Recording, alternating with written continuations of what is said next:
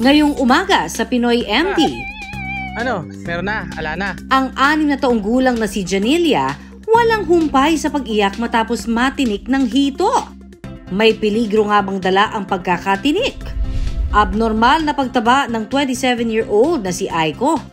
Epekto raw ng steroids na inireseta sa kanya para sa sakit na nagsimula lamang sa pananakit ng ulo. Ano nga ba ang sakit na brain arteriovenous malformation?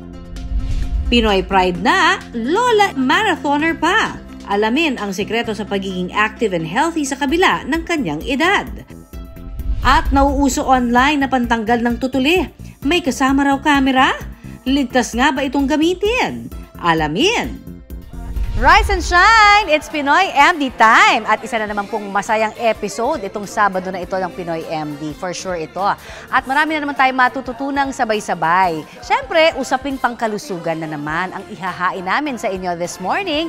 Pero siyempre, bago po ang lahat, makakasama po muna natin ang ating dermatologist muli na si Dr. Jean Marquez para sa ating mga ipinadala na health-related questions. Kaya, abangan po siya sa aming pagbabalik. And we're back! Dito pa rin po sa Pinoy MD at kasama pa rin po natin ang ating dermatologist na si Dr. Jean Marquez para sagutin na ang inyong mga ipinadala sa amin this Saturday morning na mga health-related questions.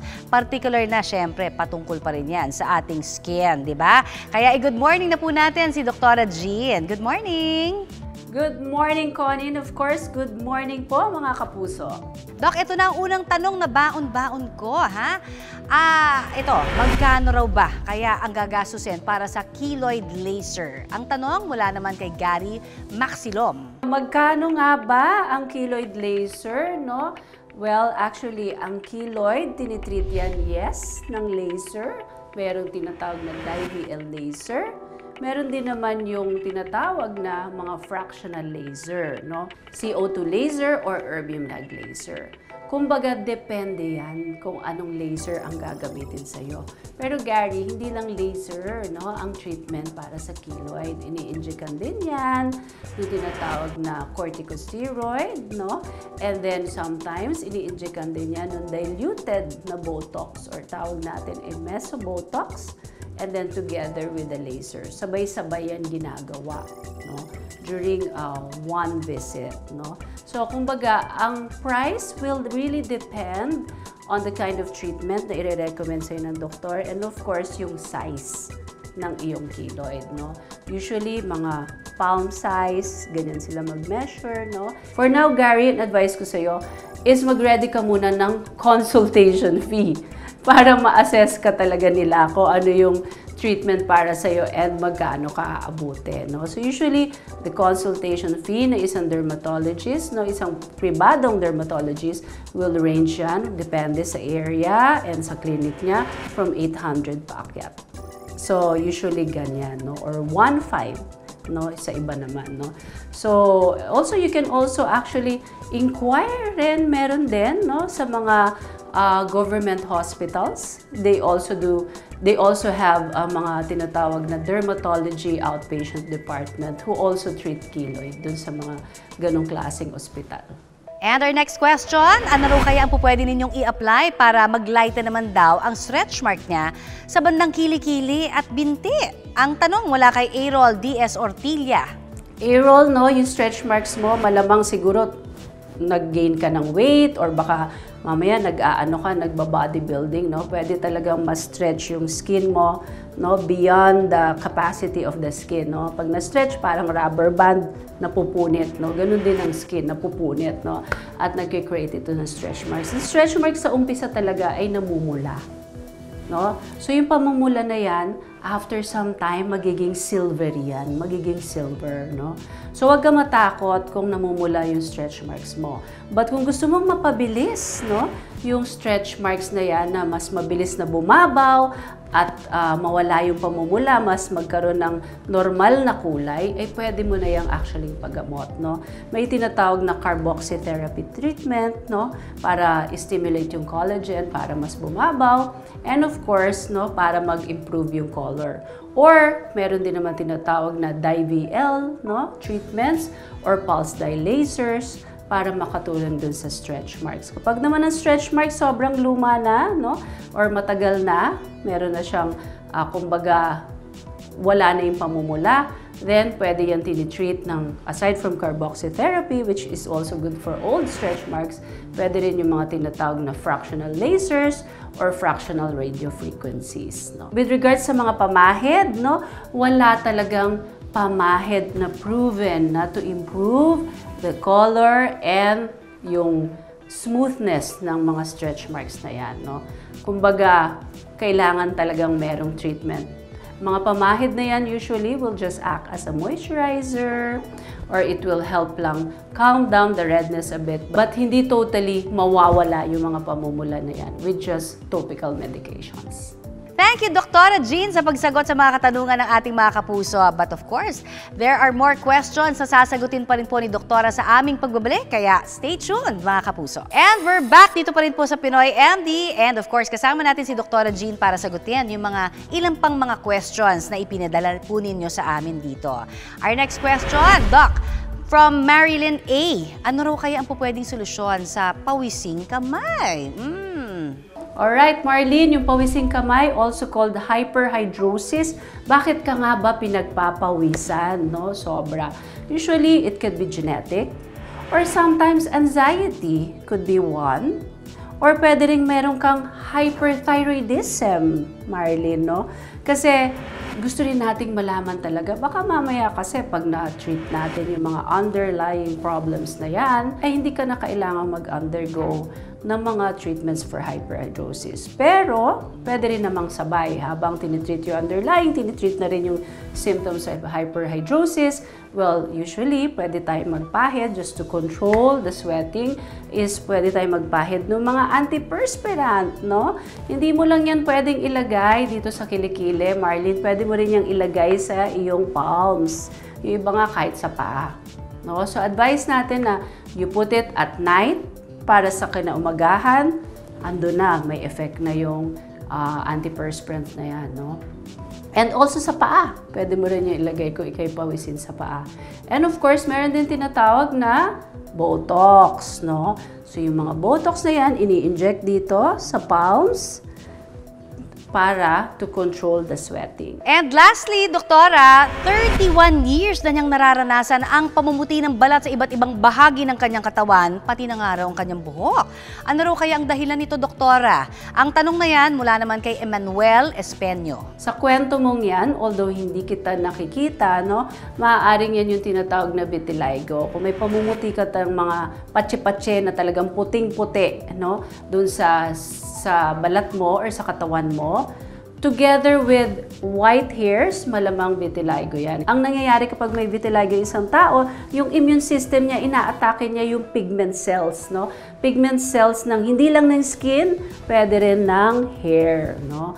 It could be still other conditions, no? Pwedeng siguro albinism if it's matagal na, nung bata ka pa, no? But just the same, Marlon, mas maganda pa rin talaga pumunta ka sa dermatologist para mas ma-check ka, ma-examine ka, matanong ka about your history, and mas mabigyan ka ng tamang treatment. And there you have it, mga kapuso. Next week ulit, magbabasa ho kami ng mga tanong pangkalusugan na pinadala niyo po sa aming Facebook page, ha? But until then, syempre, eto muna, ha? Magtatrabaho po muna tayo at magbabalik pa rin ang Pinoy MD.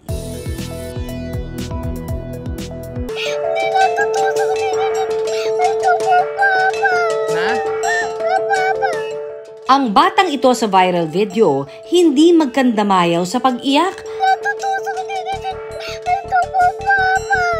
Habang isinisenya sa kanyang ama ang kanyang lalamunan.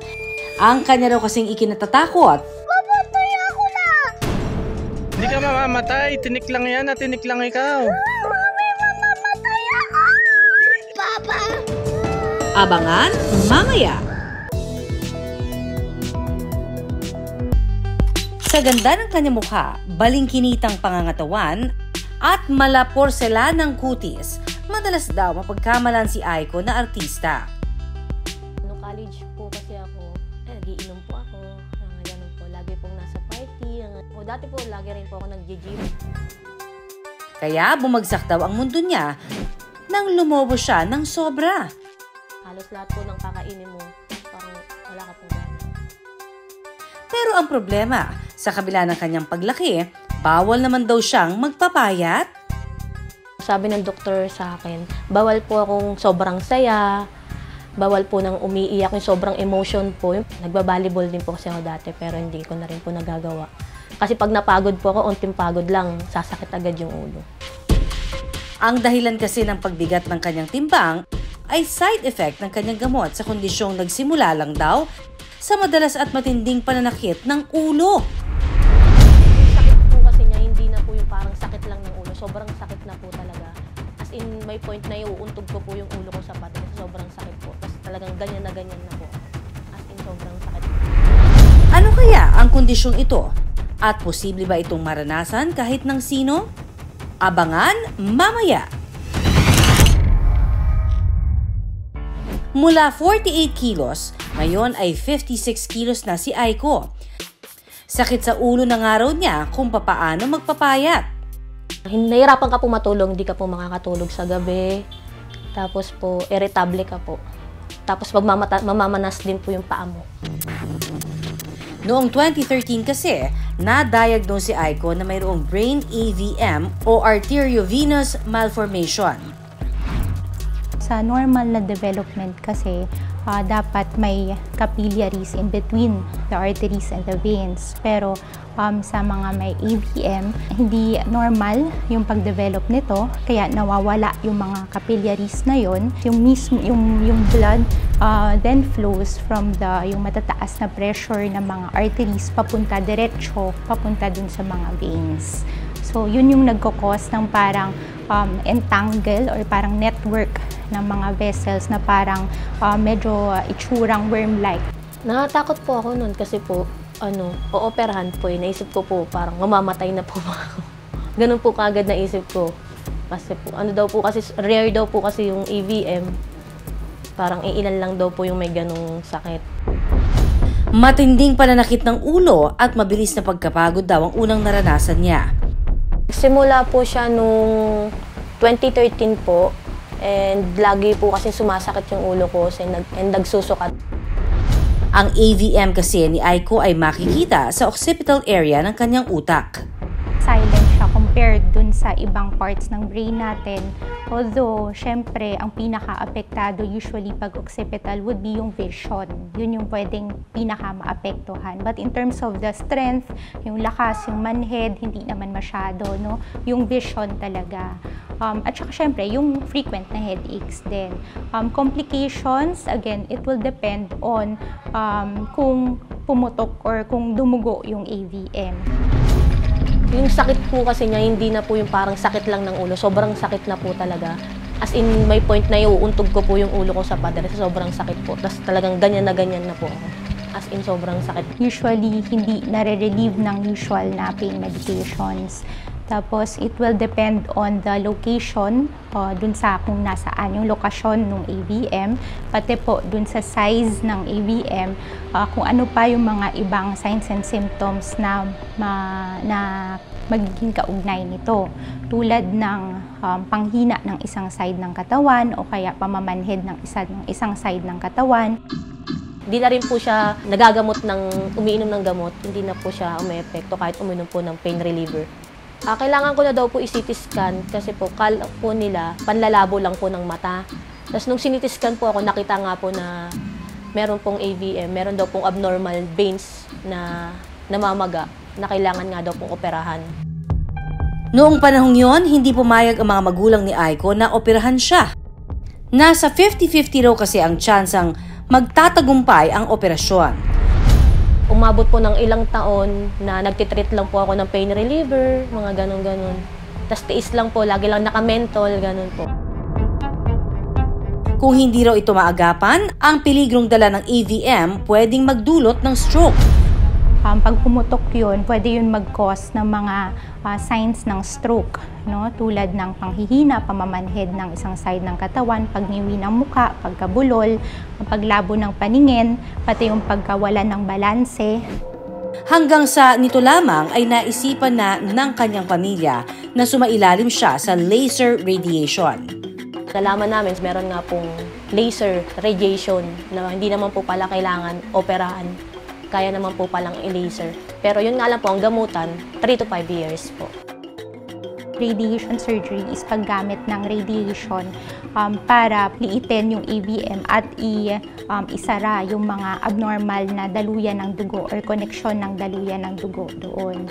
No, yung effectivity naman nito, well, based on studies naman, nagre-range naman siya from 50 to 90%. Pero depende pa rin po ito sa size nung AVM. 2022 nang magsimula siya sa laser radiation treatment. Nung first radiation po, natakot ako noon kasi po kala ko po parang lalagyan po ng bakal po kasi yun sa mukha. Kala ko tutornilyo po dito. Pero mas lang po pala siya na ganun, pero bakal po.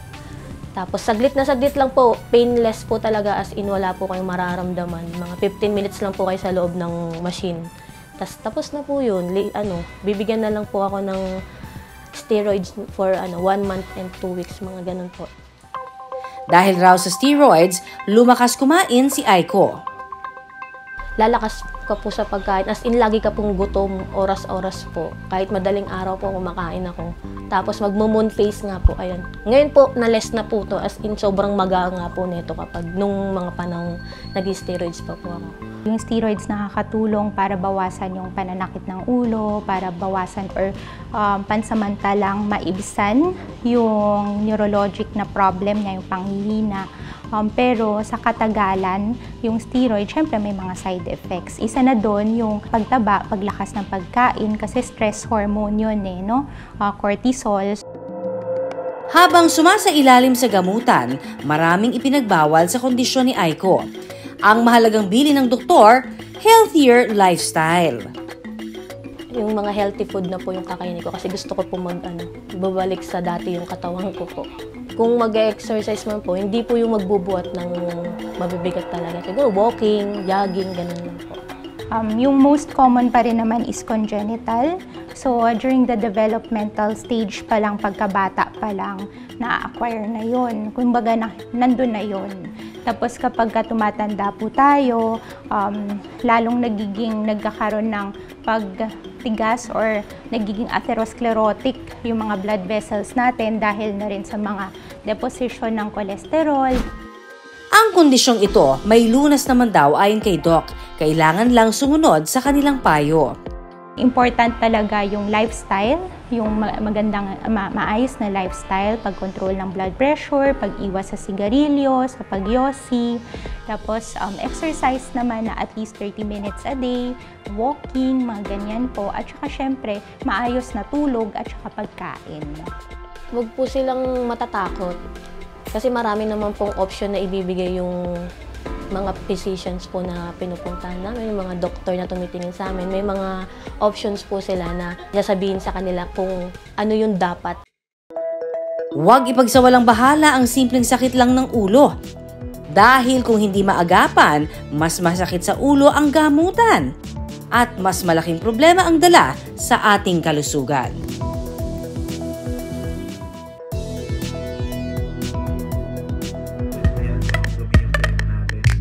May bago raw nauuso ngayong panlinis ng tenga na mabibili online. Makikita ninyo, ayan siya. Ang kakaiba raw sa pangtutuling ito, ikaw mismo, makikita mo ang mga duming nagtatago sa loob ng iyong tenga. Sa pamamagitan ng isang camera, Makikita ng mga lods, goma siya. high-tech daw ang earwax remover na ito dahil ang nakakabit nitong camera, konektado sa isang mobile app na pupwede mong i-download sa iyong mismong cellphone. Pero ang tanong mga kapuso, safe kaya ito? Anong say mo, Doc? Maganda yon kasi nakikita nila nung pasyente yung problem ng tenga nila.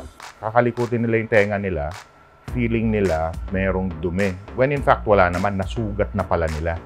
Since hindi nila nakikita, sige nang sige yung pagganyan nila. With the camera, na nakikita nila, uy, nasugat ko na pala. Siguro titigilan ko na dapat yung pagkalikot dahil wala naman palang dumi, nasugat ko na. So in that regard, maganda kasi they can see. Pero payo rin ni Doc, iba yung pag-iingat pa rin ang kailangan sa paggamit nito. Dahil baka sa kasusungkit mo sa iyong mga tutuli, baka iba na pala ang nasusundot. Ang hindi maganda kasi hindi nila alam lahat ng structures dun sa loob ng tenga.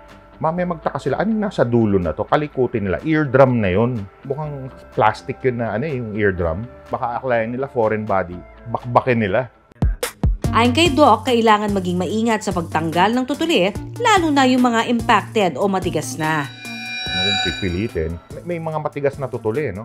Baka maputol nila yung instrument, maiwan dun sa loob. Pupunta rin sila sa doktor para tanggalin yun, ano? Ang tutuli ang humaharang ng mga dumi tulad ng alikabok para hindi makapasok sa loob ng ating tenga. Dahil dito, naiiwasan ang pag-build up ng bacteria at mold sa tenga.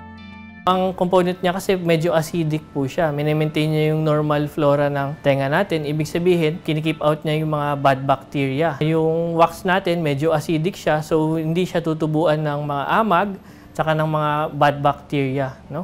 Kaya yung tendency na kapag masyado nating nasobrahan na nilinis natin yung tenga, nagkakaroon usually ng ear infections. Payo ni Doc, huwag araw-arawin ang pagtanggal ng tutuli sa ating tenga. Usually, ang paglinis, as needed lang siya madedetermine nyo, sir. Usually, once or twice a week. Sa outer ear lang po natin, sir. Para sa tamang paglilinis naman ng ating tenga, makinig ng mabuti. Maaring gumamit ng ear spoon para makuha ang sobrang earwax sa ating tenga. Yung spoon, pwede po hanggang dun sa kita lang natin. Wag po nating ipapasok yung spoon na hindi nyo na-visualize o hindi nakikita yung beyond kasi baka ma-trauma po natin or mabutas yung eardrum. So, ang magiging indicator niya, sir, na stop na is pag hindi niya nakita, wag niya nang ipapasok. Kung gagamit naman daw ng cotton swabs, ay siguraduhin sa labas lamang ng inyong tenga ito gagamitin. Posible raw kasi nitong maitulak ang tutuli papasok sa ating eardrums. Maari din gumamit ng malinis na tela para linisin ang ating tenga. Kasi ayaw ng tenga natin ng moisture. Magiging prone po yung tenga natin sa growth ng bacteria sa infection pag nababasa. Pwede tayong gumamit ng towel pagdampi sa tenga after maligo. Mga kapuso, huwag tayong magdingi-dingihan. Tandaan sa pangangalaga ng ating mga tenga, makinig lamang sa payo ng mga eksperto para ang problema maiwasan.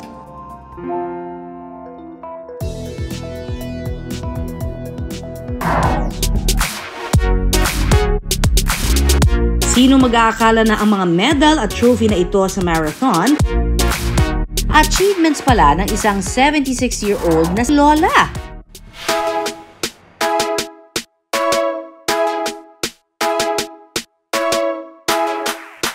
Meet Lola Rosalinda Og-Zimmer. Nasa kabila ng kanyang edad, abay, batak na batak pa rin sa pagtakbo. Kwento ni Lola Rosa, hindi naman daw niya maagang nakahiligan ang sports. Katunayan, 65 years old na raw siya nang pasukin ang pagtakbo. Pinilit lang ako ng anak kong panganay, si John, na sumali sa kanila. Kasi sila tumatakbo, isang family sila. Tumatakbo talaga sila. Niyaya niya ako, ayaw ko. Dahil wala talaga akong office, bahay office lang ako. Walang exercise talaga. Dahil first time, talaga namang nanakit daw ang mga kasukasuan ni Lola Rosa. Pero imbis na ayawan na, dinalas-dalasan pa raw niya ang pagtakbo hanggang sa sumali na siya sa kanyang kauna-unahang marathon. After a week, niyaya niya na naman ako na para ma-release yung sakit. Ayun, sumama naman ako. Kasi talagang mapilit yung anak ko eh. Wala nga kasi akong exercise. Tapos yun, hanggang sa marami na kami sinalihan, nagustuhan ko na.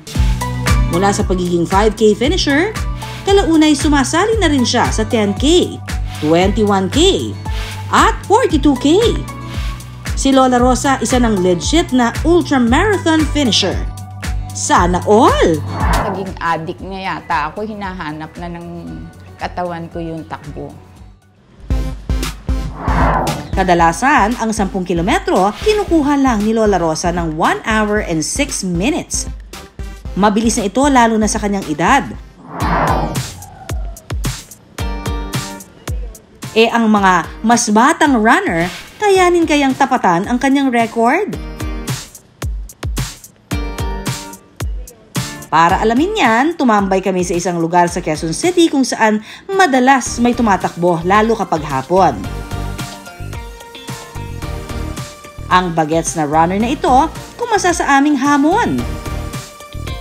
Ready, get set, go!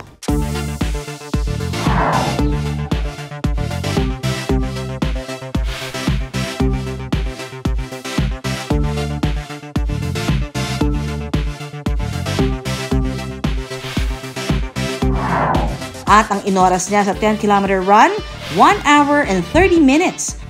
First place pa rin si Lola Rosa. Pero pag-amin ni Lola Rosa, may mga pagkakataon din daw na nakararanas siya ng injury. Nadapa ako habang nag-ano lang kami, training. Madilim, hindi ko nakita yung humps. Napadapa ako, doon ako natakot. Kaya naman noong una, ganoon na lamang ang pangamba ng kanyang mga anak. Habang nagkakaedad ang isang tao, natural na rumurupok ang kanyang mga buto. Once we reach approximately 30 years old and above, ang katawan natin ay nag-e-exceed ang bone resorption sa bone formation. Ibig sabihin, ang buto natin nagtatapon na siya ng mga calcium. Para mapanatiling matibay ang mga buto, makatutulong daw kung iinom ng calcium supplement ang mga matatanda. Makabubuti rin daw ang pag-inom ng gatas na specially formulated for the elderly. There are formulated milk for mga geriatric patients that are actually high in calcium. Once we reach the age of approximately 30 years old, naglalabas na tayo ng calcium. That's why we need calcium supplements either from the supplements or from the diet that we're taking or from mga gatas para dumagdag yan sa calcium level natin sa katawan. Alam nyo ba na ang calcium ay hindi gaya ng ibang nutrients na kayang i-produce ng katawan natin? Ang calcium kasi kailangan pa nating makuha mula sa supplements at mga pagkain. Kabilang na nga po sa mga pagkaing rich in calcium ay ang gatas, isdang gaya ng salmon, at green leafy vegetables gaya po ng spinach. Pero ang sabi nga, lahat ng sobra ay nakasasama. Kaya naman, payo po ng mga eksperto kapag naman nasobrahan sa calcium ang isang tao, pwede ho siyang magkaroon ng hypercalcemia at mauwi sa pagkakaroon ng kidney stones.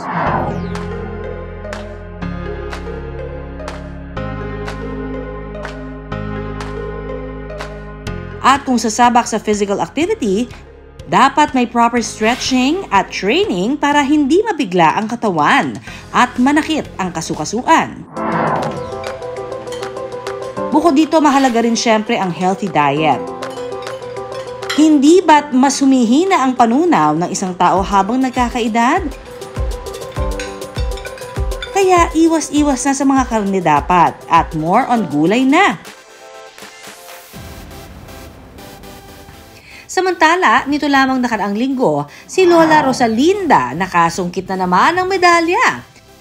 Sa katatapos lamang na 22nd Asia Masters Athletics Championship para sa mga babaeng edad 75 to 79 years old. Siya ang tinaguriang fastest running Lola sa kanyang kategorya. Si Lola Rosa kasi ang nakasungkit ng ginto sa 5-kilometer run at silver naman para sa 400-meter run. Ultra-marathoner na, Pinoy Pride pa. Congratulations, Lola Rosa! Isa kang patunay na ang pagiging healthy and active wala sa edad. Payo ni Lola Rosa, bata man o tulad niyang may edad na, huwag paghihinaan lalo na kung hindi pa naman sinusubukan. Dahil kung kaya raw niya, abay kayang-kaya rin ng iba. Try mo muna. Kasi ako, kung hindi ko tinry, hindi ko rin aabutin itong kinalalagyan ko ngayon. Hindi ko alam na kaya ko pala.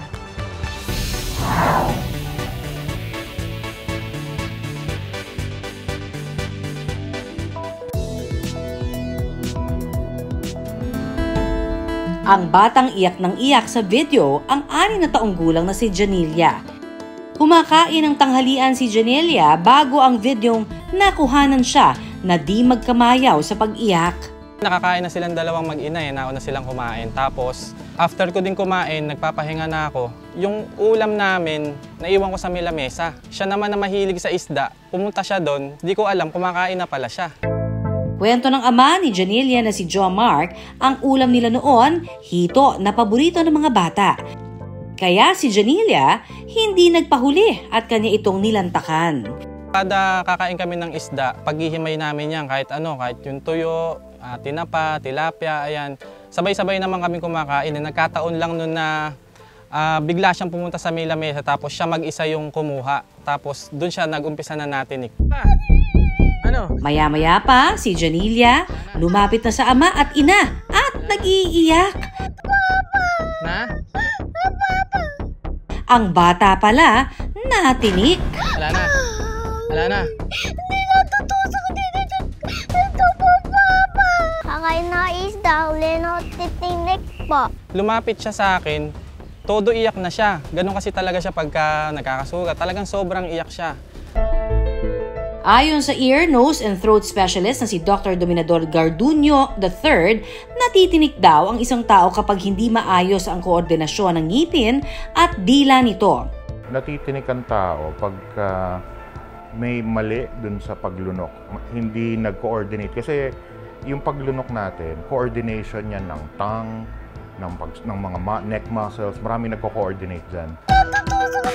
Ayon kay Doc, karaniwan din daw na natitinik ang mga bata. Sa mga bata, hindi pa nila masyadong developed yan. No, depending on the age, pero it takes a while para ma-coordinate yan. Kaya nga nagsisimula sila sa milk, susunod soft, then before sila sa mga hard foods. Complex na yung may mga tinik na pwedeng tumusok. Hindi pa sila ganun kagaling. Unang-una mag-feel kung ano yung may tinik. Diba? So iluluwa niya, no? Hindi pa ganun ka-sensitive. At hindi pa nila alam.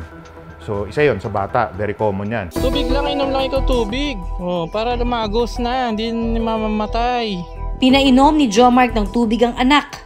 Meron ibang natitinik, pero actually hindi tumusok. Parang dumikit lang.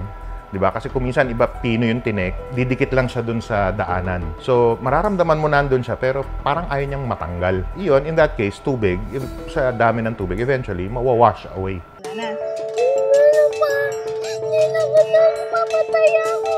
Hindi.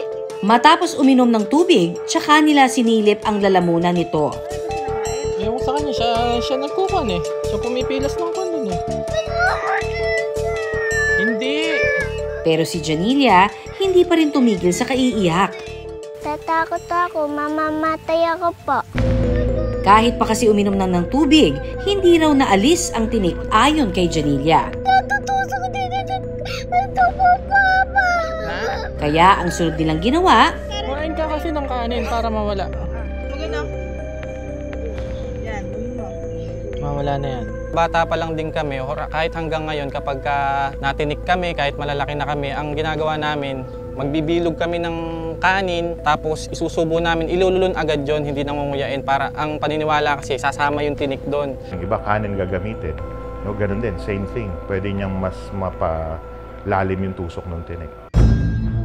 Nanahimik kasi hito, doon kinain-kain mo. Okay na. Wala na, no? Wala na pa din eh. Meron pa, wala na yan. dahil ayaw pa rin kumalma ni Janelia, ang sunod na ibinigay ng ama, saging. Yung saging nga, ayun, diretso lulun lang. Sabi, madulas nga din daw yung sasama yung tinik doon sa may saging. Pwede niyan dalhin pababa. Pag lumunok ka ng saging, 50-50 ka dyan, pwedeng hilahin niya pababa, dalhin niya pababa, or matulak niya lalong lumalim yung pagkakatusok ng tinik.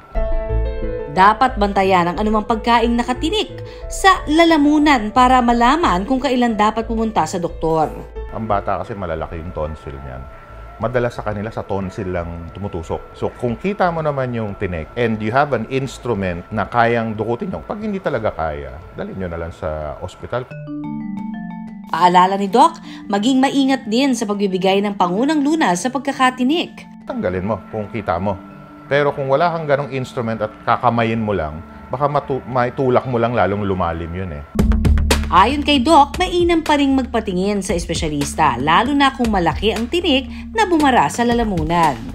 Iba't ibang isda, yung iba maliit lang yung tinik, pino lang. Pagka yun tumusok, okay lang naman, baka lang ma-infect yung area kung saan siya tumusok, ano? And depende kung saan siya tumusok. Maganda, patanggal to, malamang mag-cause siya ng infection. Dahil ang bibig natin, dirty area yan eh. Tapos when we swallow, so madumi rin. yung bacteria, marami tayong bacteria sa bibig no? So malamang ma-infect. Wala na yan, okay na, mawala na mamaya yan. Makalipas naman ang 30 minuto, tumigil na rin sa pag-iyak si Janelia. At nawala na rin daw ang tinik sa kanyang lalamunan. Sa dami ng nakain niya na kanin at saka saging, tapos tubig siya ng tubig, parang napuno na yung ano niya, inilabas niya. Dumuwal siya ng marami, nalabas niya din yung mga kanin sa saging. Tapos sinabi niya na meron pa rin, pero parang ramdam namin na wala na kasi nakakapaglaro na siya. Bilang mga magulang, nag-alala rin daw sila sa pagkakatinik ng anak. Pero kalmado raw sila dahil alam naman daw nila ang dapat gawin kapag natitinik. Pagka nakita mo yung anak mo na sobra iyak, masakit din para sa aming mga magulang. Alam naman na din namin yung gagawin namin pagka ganun Dahil naranasan din naman namin yun. Payo naman ng eksperto. Ang gusto lang natin is not to make it any worse. Kaya sabi ko, kung makita mo, kaya mong tanggalin mo. Dalhin nyo na lang sa doktor kung wala naman kayong nakikita at nafe-feel nyo lang. Kasi ang ending, you might make it worse. Paalala sa mga magulang, pati na rin sa mga chikiting. Hinay-hinay lang sa pagkain. Ano? Para iwas tinik sa lalamunan at iwas napahamakan. Akalain mo yan? Naka-1 oras na tayo mga kapuso. Ang bilis talaga, di ba? Lalo na't sabay-sabay ho tayong may natututunan pagdating naman sa kalusugan. Kaya eto na, naka-1 oras na nga po tayo until our next date, next Saturday. It's a date 6 to 7 a.m. Dito pa rin po sa Kapuso Network. Ako po ang inyong kaagapay sa kalusugan, pansamantalang nagpapaalam. Connie Season. At tandaan, syempre, nag-iisa lamang ho ang ating kalusugan, ha? Kaya dapat lamang natin itong pangalagaan. At ako naman po ang inyong dermatologist, si Dr. Jean.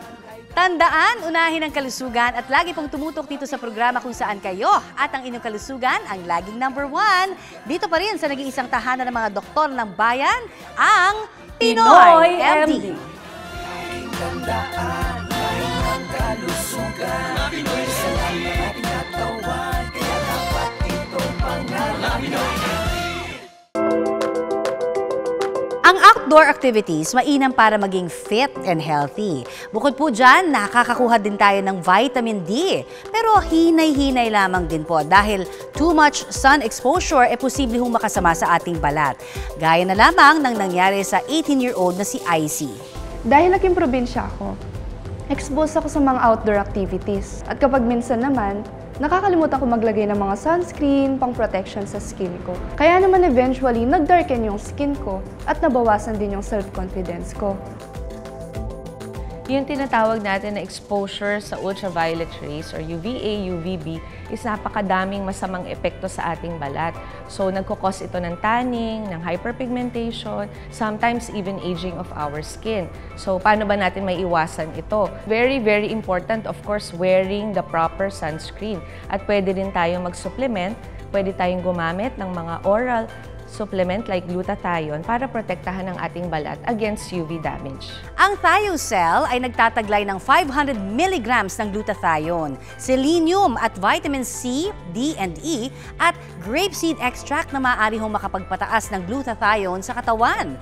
Makatutulong po ito sa skin whitening at anti-aging, pati na rin sa healthy immune system.